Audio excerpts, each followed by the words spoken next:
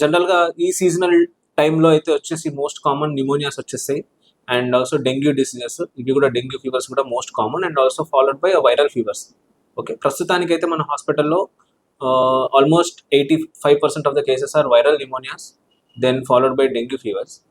జనరల్గా seasonal flus నుంచి ఎలాంటి ప్రివెన్షన్స్ తీసుకోవాలి అంటే గ్రూప్ గ్యాదరింగ్ చేయడం కానీ, ఫంక్షన్స్ అటెండ్ అవ్వడం లాంటిది, లేకపోతే ట్రావెలింగ్ చేయడం లాంటి అప్పుడు we should do self precautions like hand wash చేసుకోవడం, మాస్క్ యూజ్ చేయడం, సెల్ఫ్ ఎవరికైనా సిమ్టమ్స్ ఉంటే వాళ్ళకి దూరంగా ఉండడం లాంటివి చేయాలి.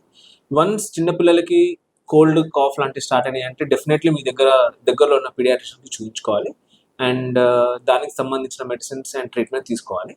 వన్స్ కాఫ్ పెరగడం లాంటిది లేదంటే బ్రీతింగ్ ఫాస్ట్గా తీసుకోవడం లాంటివి జరుగుతున్నవి అంటే దెన్ మీరు బెటర్ పీడియాట్రిషియన్ కన్సల్టేషన్ తీసుకొని దానికి సంబంధించిన బ్లడ్ టెస్ట్లు కానీ, చెస్ట్ ఎక్స్రే లాంటివి కానీ తీసుకొని ఫర్దర్గా చూడాలి.